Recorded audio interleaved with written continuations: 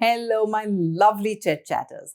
Today we have 25 of the most commonly confused prepositions. We're going to talk about the differences between them and the multiple uses of them in a very, very interesting way so that you'll never forget prepositions. And this one class is going to take you through all 25 of them in entirety. So what are prepositions? If you ask me, prepositions are those tiny words, but they are literally, some of the most important words in a sentence. You have a noun and pronoun, and then you have the rest of the sentence. And it connects the two. It tells you about the place, the location, the time, the direction, the movement. That tiny little word tells you and gives you so much clarity about the sentence. Okay, so without further ado, let's begin with our 25 prepositions. Okay, so the first set of confused prepositions is in, on, and at. Let's look at in. In is like being inside something, like in an enclosed space. So, for example, if I take this little thing and I put it here, it is inside or in this pouch. Now, it need not necessarily be in an enclosed space. So let's say I take this in my hands. Now, it's not fully enclosed, but it's in my hands. In is also used for longer time durations, like she was born in 1980, in September, in the afternoon. By the way, when were you born? Leave me a comment below. In is also used for general locations, like being in a larger location. I live in Pune. So the concept is the same. You're inside something which is bigger than you. I'm in Pune. I walk in the park. You get the idea. On is different. On is like on top of something. Just imagine that visual in your mind. So if I take this and this time I place a flat hand and I put this here, then this microphone is on my hand. This was in my hand and this is on my hand. So the book is on the table and we ride on a bicycle. On is also used for specific days like on Tuesday morning, on the 20th of May. So specific days, you would say on. We would also use on for certain body parts like I wear a wristwatch on my wrist. I'm wearing a ring on my finger. Somebody has a tattoo on their arm. And finally, on is also used for the state, like the machine is on, the switch is on. Now, if you notice what was happening, when we said in, we were in a very large space. We were in a very large time period. When we said on, the space got smaller, like it became a surface or it became a day of the week, as opposed to in 1980, in September, on Tuesday, on the 5th. So on gets smaller now. Similarly, at becomes even smaller. At is very specific. So if I say, meet me at the station, I don't mean anywhere in the station. I mean at a particular point. Typically, it would mean at the entrance of the station. So if I say, meet me at the park, and I was walking in the park. Now, what is the difference between the two? I say meet me at the park means at the entrance of the park or at a specific point, where designated point of the park. I was walking in the park would mean anywhere inside that large park. Now, at, when we use for time duration, also becomes smaller. Think of the smallest time duration, the most specific time duration, and you would use at. Remember, we said in 1980, in September, on Tuesday at 3 p.m. Okay, so it's getting smaller and smaller. At noon, at sunrise, at the weekend. Well, some people say at the weekend. I like to say on the weekend. Both are correct. I'm just more comfortable saying on the weekend. But I think on the weekend is American and at the weekend is British. At is also used for specific events. For example, I would tell my mother, I'm at the shoot. Don't ring the bell or don't knock at the door. You'll find a very detailed explanation of at, on, and in a video which I'm going to link below. So if you want to know more, you can go ahead and watch that video. And I'm going to give you one more very interesting difference right now. Look at these two sentences. I read the news in the paper. I read the article on the internet. Now, notice I've used in for the paper. And, I don't know why, but in is used for paper, paper news, newspaper, and on is used for anything electronic. So it's in the news, it's in the paper, it's on the television, it's on the computer, it's on the phone, it's on a website, it's on the internet. Okay, we have the next most commonly confused pair of prepositions, for versus since. Let's talk about since. Since is the starting point of the time period. I have been living in Pune since 2019. Now, it also means that the activity is still going on. I am still living in Pune. So when I say I have been living in Pune since 2019, it means starting 2019 till now, I am living in Pune. So since gives the starting point. Since yesterday, since 2 a.m. We have been friends since high school. Since also has a second meaning, which means the reason for something. Since it was raining, we decided to stay indoors. Now, for is different. For is the duration of time. Remember, since was the starting point. For is the duration. Like, I have been shooting or recording for about 3 hours now, and I need to drink a sip of water. So the 3 hours, the duration, for 3 hours we say, when we are saying that is the duration for which the activity has been going on.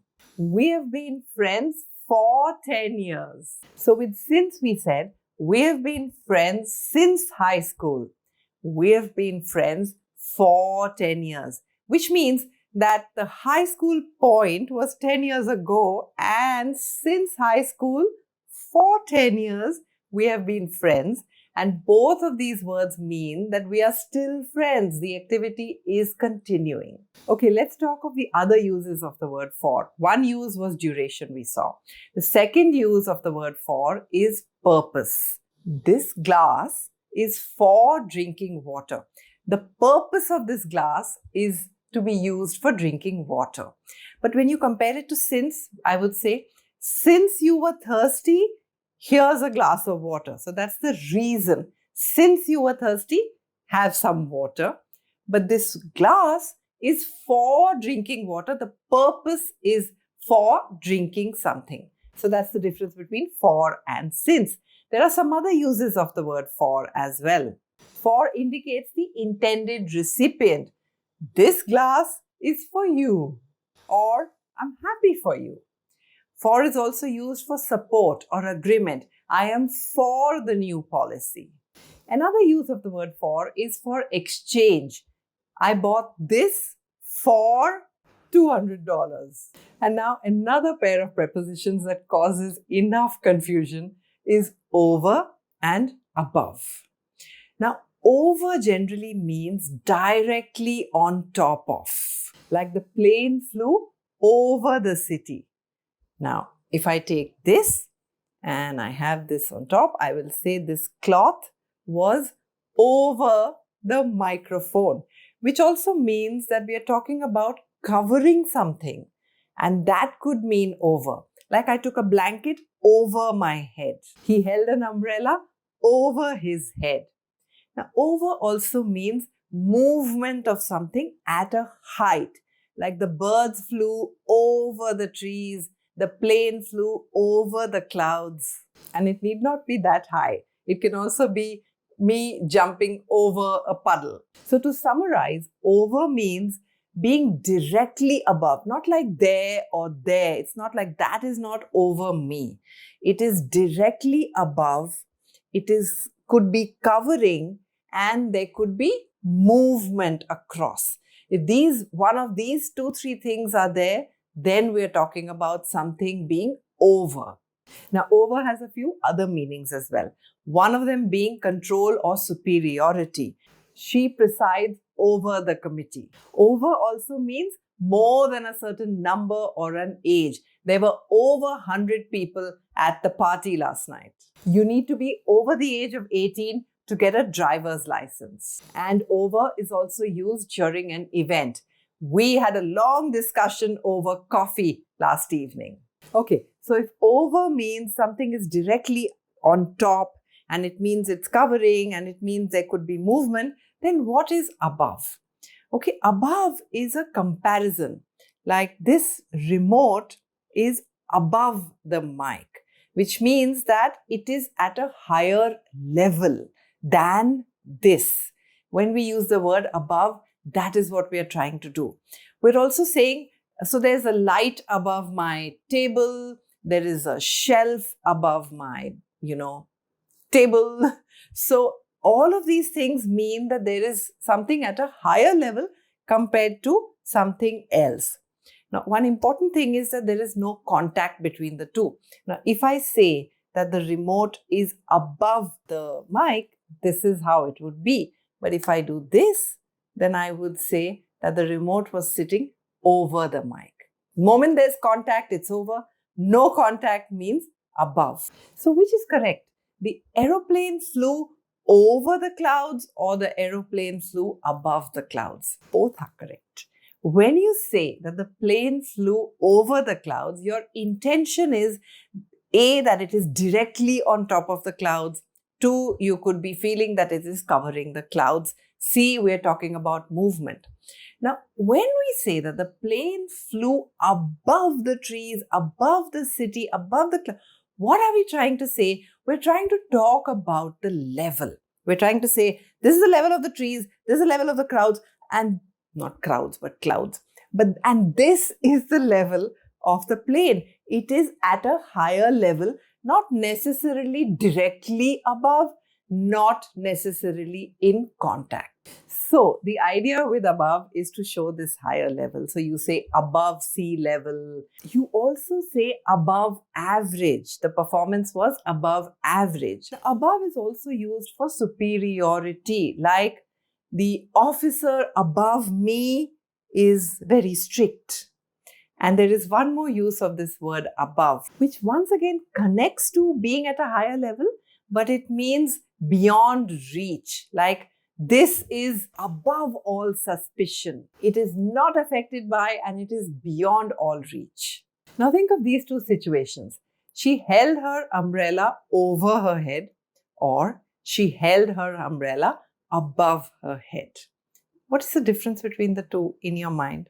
Now, in which case do you think you're going to get wet? She is going to get wet. In which of the two cases? Or which of the two cases are you sure that she's not going to get wet? Well, I would put my bucks on over. Held her umbrella over her head gives me a feeling, A, that it is directly above the head, and B, that it is covering the head.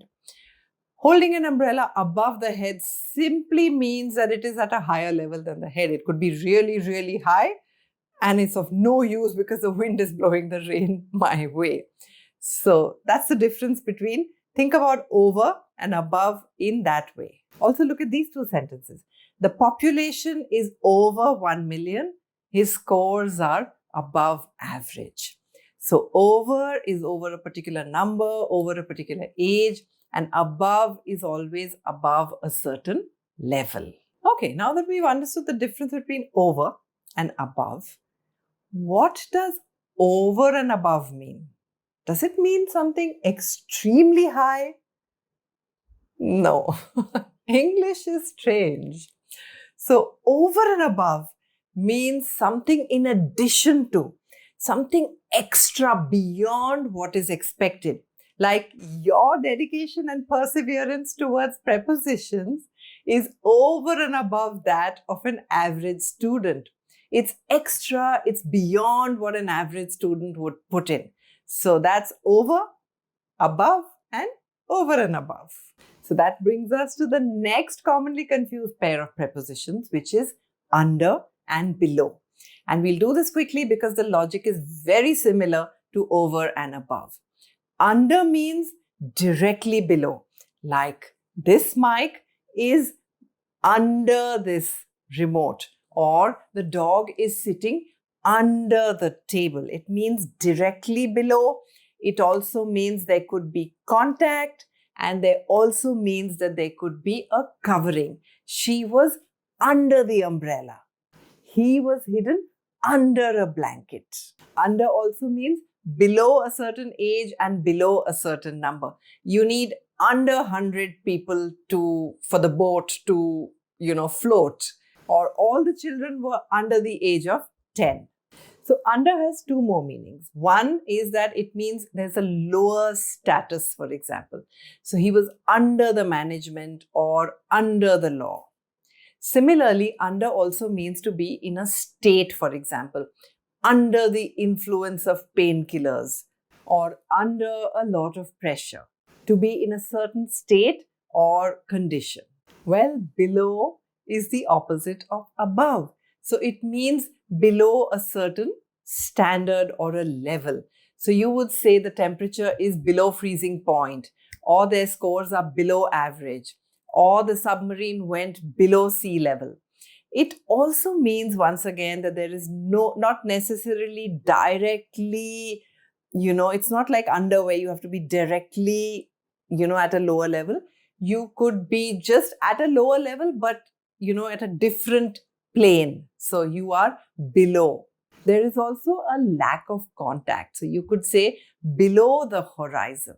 And figuratively, when we say below average, we also say it is below a certain standard, which means it's not up to that certain level or standard. It is below that standard. And there's one more use of the word below, which is, see the points that are listed below. Don't you see that in your questions? Read the passage below and answer the questions below. It just means listing something under something else. Well, I just said below means under, but it means at a lower position. Okay, look at these two sentences. She hid the gift under the bed. They could see the village below the mountain. Now, when you see the first sentence, you get a feeling that it was directly under the bed. It was perhaps touching the bed. It was perhaps fully covered by the bed also. But they could see the village below the mountain doesn't mean that the village was submerged under the mountain or covered by the mountain. It just means it was at a lower level. Okay, we now come to the next commonly confused pair of prepositions, to and towards. I'll give you the multiple uses of to because it's a preposition that's used a lot.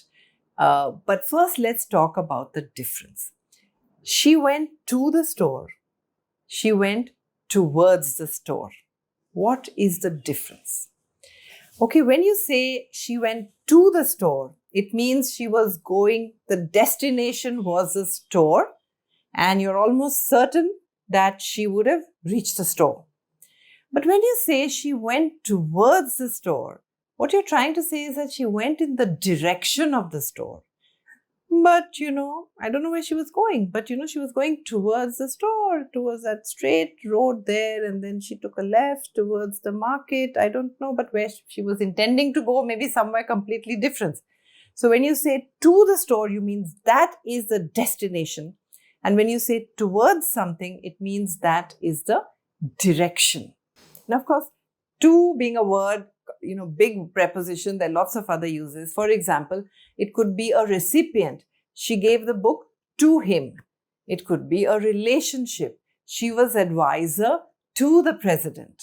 It could be time, a point in time. The shop is open from 9 a.m. to 7 p.m. It could be time in relation to the next hour. It is 10 minutes to 5. Time. To is also used as a purpose or a reason. She went to watch a movie. And to is also used sometimes in a comparison ratio. The score was 3 to 1.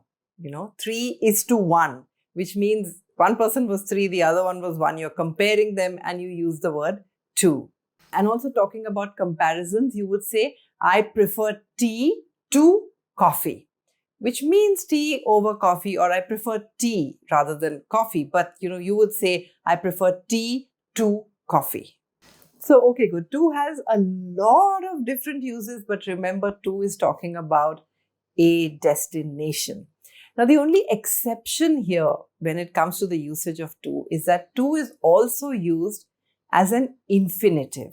When we say to swim, to run, now in this case, as an infinitive, it is not a preposition. In all other cases, it is a preposition. Okay, towards. We saw that towards was direction. She is going towards the school, which means she's going in the direction of the school. We don't know whether she's going to reach the school, not reach the school, or she's actually going somewhere else. But the direction is the same direction in which the school is. Towards is also used for an attitude. Towards. He has a positive attitude towards work, for example. Okay, let's take this sentence. We are moving towards a solution. What this means is that you've taken one step closer to the solution. You're not exactly reached the solution, but you're headed in the direction of the solution. You're moving towards the solution. Towards is also used for purpose or goal. Like this donation is going towards the cricket ground of the school. Okay, tell me, is it toward or towards? You must have heard both these words. So, toward is American and towards is British, and that's what I'm more comfortable saying, towards. So, we were moving towards a solution. We are together moving towards excellence in English grammar, aren't we? Okay, we've done to and towards, and there's one other word which is related to to, which is from. And it's kind of in a way, an opposite of to. So what was to? To was talking about the destination. From is talking about the origin. She has come from Brazil. She is going to America, right? So from is the origin, to is the final destination. Now, from is also used when you say, this t-shirt is made from cotton. Now, what does it mean? I'm going to ask you the difference. What is the difference between made of and made from? Okay, there's a very big difference, though they sound like, I don't know, we use them interchangeably sometimes. Made from means that whatever it was in the beginning, it has changed. So if there was cotton, it doesn't look like cotton anymore. It looks like a nice, t-shirt. So you say made from, which means the origin was something else. And it originated there, but it has ended up here. And when you say made of, it just means it is the same thing. The table is made of wood. It still looks a bit like wood. It looks like wood, right? So it's just wood cut and polished. But made from means it is completely changed from what it was earlier. Okay, example, this plastic case, if I told you that this plastic case is made from oil, you would say, what? But it is oil indeed that converts to plastic, and that is what makes this. So we can't say it's made of oil, because then you'll say like, where's the oil? There's no, the oil has changed, and so it is made from something else. From, remember the from means origin. So it also in the context of time means a starting point of time. Like I work from 9 a.m. to 7 p.m. Origin to destination. Similar idea. From is also used for a cause, like he was tired from the journey. From can also be used for distance. My college is 5 kilometers from here, which means I start from here. Our origin is here, and then from here, the college is 5 kilometers. So that's how I remember. Remember the origin as far as from is concerned and the destination for to. And a lot of the other meanings will all fit in because there is a logic to why we are saying from here or made from this. Okay, now we're picking up 4 prepositions that tend to be confused and we're going to compare them. Along, around, across, and through. Now let's talk about along. Think about it as a long and think about long as a line, like a long straight line. So if something is moving along, it's moving in a line. You could be either moving in a line or you could be parallel to something else, like you could be walking along a river, along a road, or you could be walking along a beach.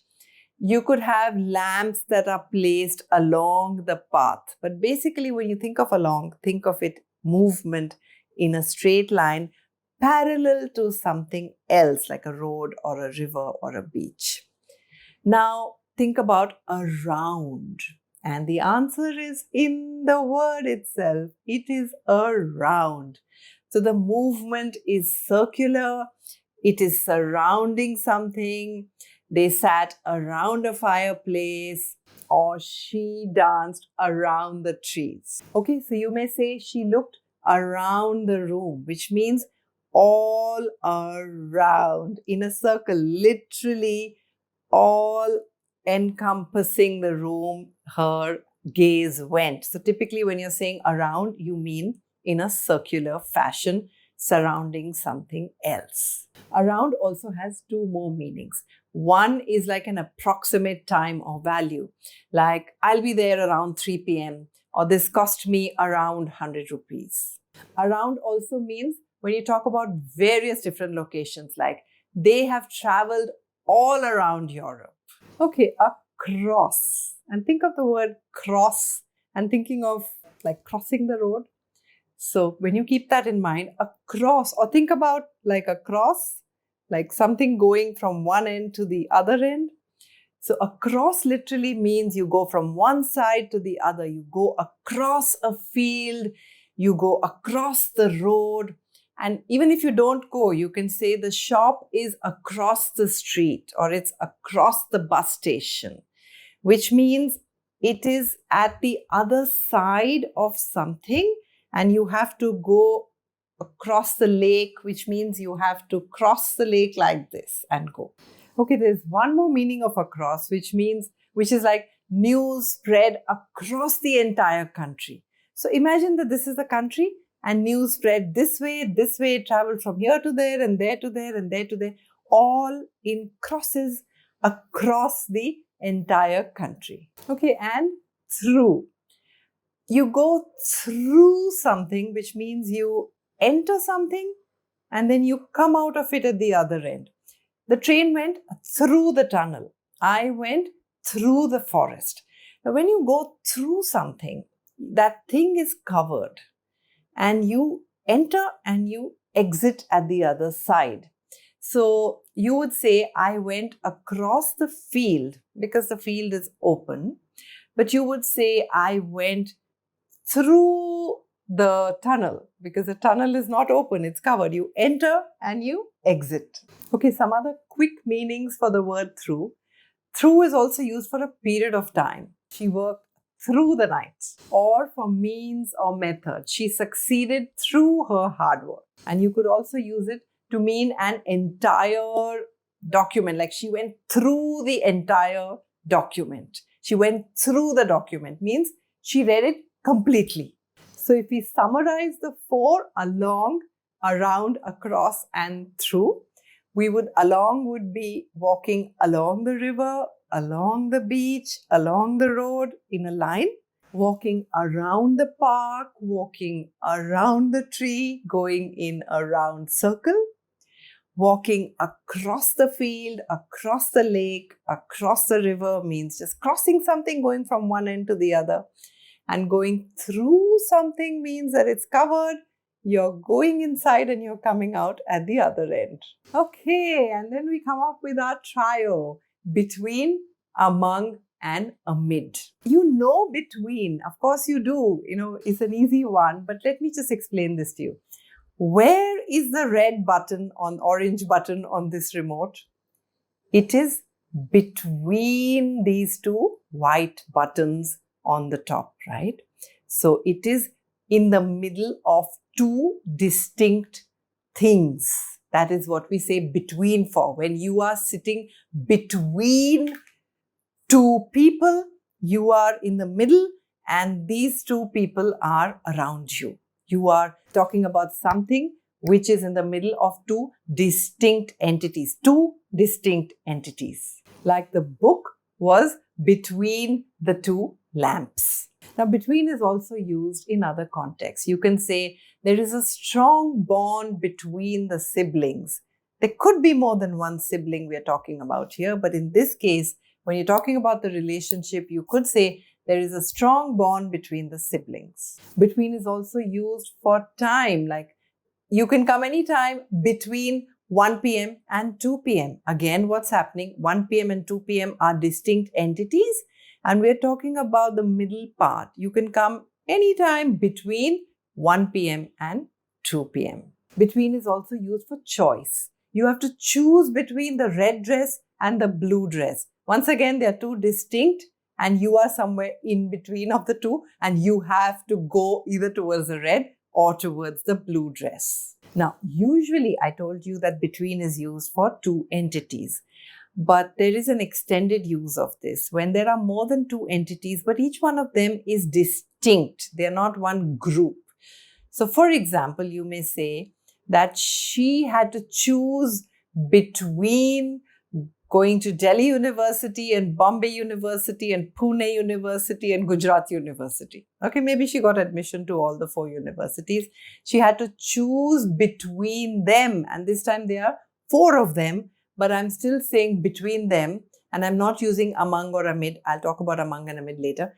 But this is the exception for between when there are multiple distinct objects or people. And then you're talking about something out of those, you say between.